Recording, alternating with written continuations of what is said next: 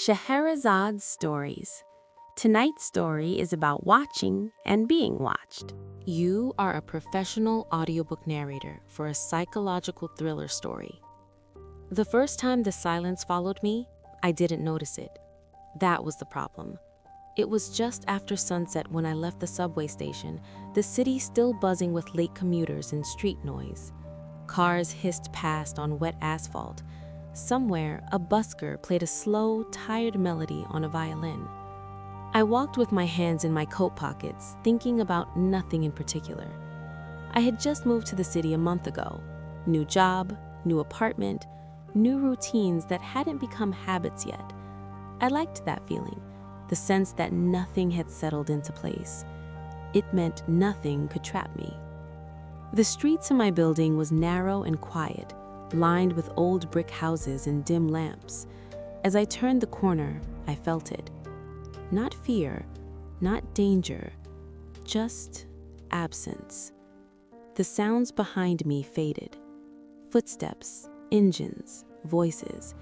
They didn't stop suddenly. They thinned out, like someone slowly turning down the volume of the world. I slowed. So did the silence. I stopped completely. The street was still there, lamps glowing, windows dark, but it was as if someone had wrapped the air in thick cloth. Even my own breathing sounded too loud. "Hello?" I called. My voice didn't echo. It just vanished. A second later, sound rushed back. A car horn somewhere far away, wind between buildings, my own heart pounding. I laughed softly. "You're tired, Alex," I muttered. That had to be it. I went home and didn't think about it again. Not that night. The second time, I noticed. It was 2 days later, in a small grocery store near my apartment. I was standing in line, staring at the shelves of gum and candy bars, when the woman in front of me turned and smiled. "Long day?" she asked. "Yeah, it feels like it never ends." She laughed. "Tell me about it." And then, in the middle of her laugh, the sound dropped away. Not just her voice, everything. The hum of refrigerators, the beep of scanners, the quiet music playing somewhere above us. All gone. Her mouth was still open in a smile, but no sound came out. I blinked. For a heartbeat, I wondered if I'd gone deaf. Then the world snapped back. Her laugh finished. The scanner beeped. The music returned. She looked at me strangely. "You okay?" I swallowed. "Yeah, just spaced out for a second." She nodded and turned back. But my hands were shaking. That night, I sat in my apartment listening to every sound. The ticking clock, the faint traffic, the neighbor's TV through the wall. Everything normal. Still, I couldn't shake the feeling that the silence was waiting. It followed me again a week later. This time, I was ready. I was walking through a small park on my way home, cutting across to save time. The path curved between bare trees, their branches black against the darkening sky. Halfway through, I slowed on purpose. And there it was. The silence slid in around me, smooth and careful, like it had learned how not to startle me. The leaves didn't rustle. The distant traffic faded. Even the wind stopped. I stood still, heart pounding, listening to nothing. "Why are you doing this?" I whispered. My voice disappeared. I turned slowly, scanning the path. No one. The park lights glowed, but their faint buzz was gone. For a moment, panic rose in my chest. Then, just as before, the sounds rushed back. Wind, cars, a dog barking somewhere. I staggered back, breathing hard. That wasn't tiredness. That wasn't imagination. Something was taking the sound away from me, or following me with it. I started paying attention after that. I noticed patterns. The silence never came when I was with people. It never came in crowded places. It always waited until I was alone. and it never stayed longer than a few seconds, almost as if it were testing how much I could take or how much I would notice. I searched online. Moments of sudden silence, temporary loss of hearing, auditory hallucinations. Nothing fit. I didn't lose hearing. I lost the world, and it always came back. I told myself not to talk about it, not yet. How would it sound? Sometimes all the sound around me just disappears. I could already imagine the looks, so I kept it to myself, and the silence kept following me. One night, as I lay in bed staring at the ceiling, I heard something new. Not silence, a pause before silence, like the world taking a breath. I sat up. The hum of the city outside my window faded. The clock stopped ticking. My room sank into quiet. But this time, it didn't return. 10 seconds passed, then 20. My ears rang with the absence of sound. I held my breath. Nothing. Panic gripped me. I jumped out of bed, ran to the window, and threw it open. Still nothing. No wind, no traffic, no distant sirens. The city outside looked frozen. Lights were on in buildings across the street, but I couldn't see anyone moving. It was like I had been cut out of time. "Stop," I whispered. The word vanished. Then, from somewhere behind me, I felt it. Not a sound, a presence, close enough that my skin prickled. I turned slowly. My apartment looked the same. Bed, desk, chair. But in the corner near the door, the shadows were deeper than they should have been. They gathered, thick and heavy, as if light had decided not to go there anymore. And then, inside that shadow, something shifted. A shape. Not clear, not solid, but moving. My heart hammered. I took a step back. The shadow moved too, mirroring me. I opened my mouth to scream. No sound came. The shape leaned forward, and for the first time since this began, I heard something inside the silence. A voice. Not loud, not threatening, just close. "Alex," it said. My name. My knees nearly gave out. "You finally hear me," the voice continued, calm and steady. "That means you're ready." Ready for what? I wanted to ask, but my voice was gone. The shadow stretched, pulling itself away from the wall, forming something almost human. Almost. "I've been following you for weeks," it said. "You felt me before you saw me. That's good." I shook my head, backing toward the window. "What are you?" I tried to say, but no sound came. The shape tilted its head as if listening to something I couldn't hear. "I am what's left when you stop listening to the world, and you stopped listening a long time ago." Tears filled my eyes. I didn't understand. "I don't want to hurt you," it said, "but I do need you to choose." Choose, the word echoed in my mind. Every time you walk away, every time you stay quiet, every time you let moments pass without touching them, you make me stronger. It took another step closer. "And now," it said softly, "I'm strong enough to speak back." The shadow raised what might have been an arm and pointed at me. "Tomorrow night," it said, "you will come with me, or I will come for you." The shadow began to melt back into the corner. "And then," it added, almost kindly, "you will learn what silence really keeps." The shadows collapsed. The world exploded back into sound. Wind roared through the open window. Cars honked. A siren wailed in the distance. I fell to my knees, gasping, hands over my ears, overwhelmed. When I finally looked up, the corner was empty, but the silence hadn't left. Not completely. It lingered in my chest, waiting. I didn't go to work the next day. I tried. I really did. I stood in the shower longer than usual, letting the water run hot enough to fog the mirror, because steam felt like proof that the world still moved. I made coffee because the gurgle of the machine was comforting. I turned on the radio, then turned it off, then turned it on again, because I needed to know I could control sound. But every time the apartment grew quiet, my skin prickled, like something was leaning close, watching, listening, waiting for the moment I was alone enough for it to return. By noon, I was sitting on the floor with my back against the couch, phone in my hands, staring at the call log like it could explain what a shadow wanted from me. "Tomorrow night," it had said, "you will come with me, or I will come for you." I tried to rationalize it. Sleep paralysis, stress, some kind of panic episode. But it hadn't felt like my brain playing tricks. It had felt like the world had been edited, and it had said my name like it had practiced it.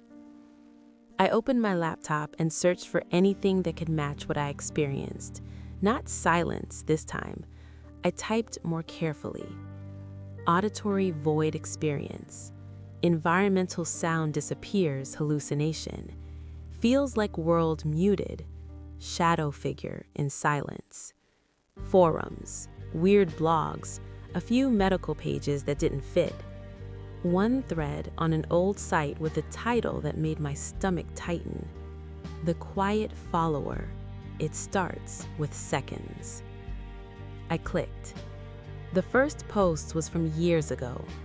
A user described walking home when sound thinned out, how it returned quickly at first, how it always waited until they were alone. Then they wrote about hearing their name in the quiet and how it changed after that. My hands went cold. I scrolled. Other replies. Different cities, different people, same pattern. Seconds of silence, then longer, then a presence, then a voice. A comment near the bottom caught my eye. "Don't run from it. It likes movement. It learns you faster. The only thing that changes it is when you choose sound on purpose."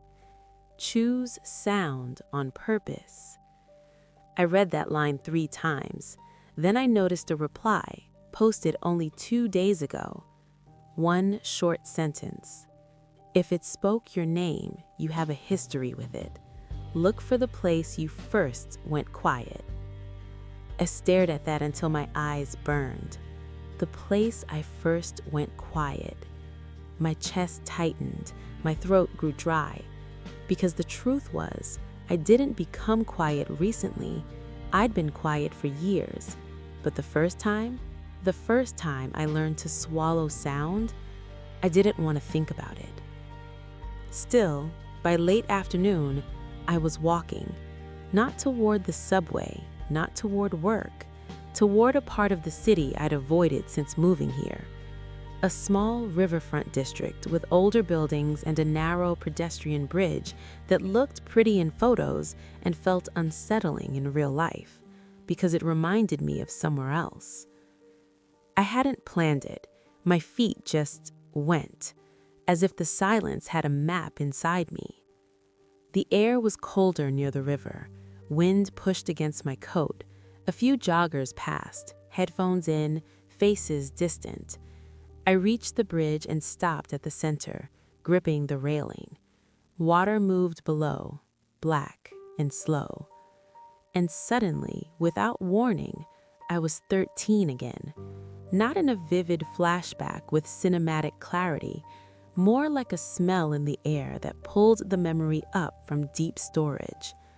A hospital corridor, the sharp, clean scent of disinfectant, my mother's hand squeezing mine too tightly, and a closed door with a small glass window. Behind it, a doctor speaking quietly, as if volume could soften bad news.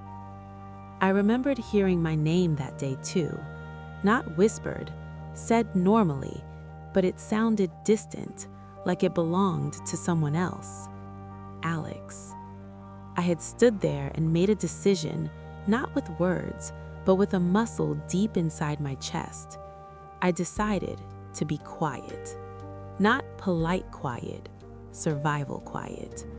Because when I spoke, my voice shook. When I cried, people looked at me like I was breaking the rules of the hallway. So I learned to hold everything down, compressing myself until I could fit into whatever space was left. From that day on, sound felt dangerous, because sound made things real. I stood on the bridge, gripping cold metal, breathing shallowly. A jogger passed and glanced at me, then looked away.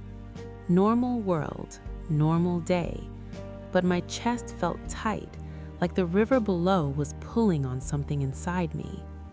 My phone buzzed. Unknown number. A single message. You found it.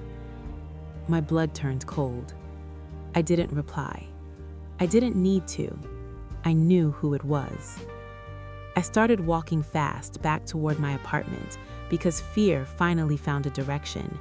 If this thing was connected to my past, then maybe I could fix it by staying away from it. That thought lasted exactly 3 blocks. Then, the sound began to thin. Cars faded, footsteps softened, even the wind lost its edge. The silence slid in around me while I was still moving, not waiting for me to be alone, not waiting for night. It was changing. I stopped in the middle of the street, heart hammering. No one noticed. People walked past me like I was just another person checking their phone, but the world was muting again. This time, it didn't feel like a test. It felt like a warning. I turned, scanning the street, and I saw the shadow. Not in a corner, not hiding. It was under a street lamp across the road, where light should make it impossible. It stood still, shaped like a person, but not fully committed to the idea. Edges blurred, darkness too thick, but it felt focused on me with an attention that made my skin crawl. "Alex," it said. The voice was clearer now, stronger, almost warm. "You walked to the memory," it continued. "Good. That means you're finally honest enough to be dangerous." My mouth opened, no sound. It stepped forward once. The world grew quieter as if the silence widened to make room for it. "I don't want this," I managed to whisper, and for the first time, the words came out, thin but real. The shadow tilted its head, like it was pleased that I was speaking. "You didn't want it then, either," it said, "but you chose it. You chose quiet. You chose to swallow your voice because it hurt to use it." I shook my head, tears stinging. "I was a kid," I whispered. "And you learned a skill, a powerful one." It took another step. The silence pressed against my ears. "The problem is," it said softly, "you never unlearned it. You kept choosing the same thing. You stopped asking questions. You stopped making noise in your own life. You became good at disappearing while standing still." My chest tightened because the words landed where truth lived. I swallowed. "What do you want?" I whispered, forcing sound into existence. The shadow paused as if savoring the fact that I was speaking. "I want you to finish what you started." "What did I start?" I asked, voice shaking. The shadow's edges sharpened slightly. "You started making emptiness," it replied. "You started creating spaces where sound can't survive." I stared at it, confused, horrified. "That's not possible," I said. "It is for you, because you've been practicing for years. Every time you walked away from a conversation, every time you kept your feelings in your throat, every time you sat alone and called it peace." The street lamp above it flickered. The silence deepened. "And now," it said softly, "you have to choose something else, or you will belong to me." My hands shook. Choose what? I whispered. The shadow took one more step, close enough now that I could feel cold radiating from it like night air from an open freezer. Sound, it said. Not volume, not chaos. Sound that means you're here. I stared at it, heart pounding. The world was nearly silent now. Only my breathing remained, loud in my ears. What happens if I don't? I asked. The shadow's voice softened, almost sympathetic. Then tomorrow night, it said, I won't wait for you to be ready. I will take what you've been giving me anyway. My stomach turned. And what have I been giving you? I whispered. The shadow leaned closer. Your voice, it said. I stood in the doorway for a long moment, staring into the darkness that wasn't just darkness. It had depth, like a room without walls, like a night that went on longer than it should. The sounds drifting from it were faint but unmistakable. A soft electronic beep, the whisper of fabric, the distant murmur of voices kept low out of respect. A hospital. My first silence. The shadow waited beside me, not touching, not pushing. It didn't need to. Once you step through, it said quietly, you won't be able to tell yourself this was just fear. I swallowed, my throat tight. And if I don't? The shadow tilted its head. Then you will keep giving me pieces of your voice until there's nothing left to give. I closed my eyes. I thought of Nora's voice on the phone, of the way my chest had loosened when I finally said I was scared. I thought of all the moments I'd walked away because staying felt louder than I could bear. I opened my eyes. I'm tired of running, I whispered, and I stepped through.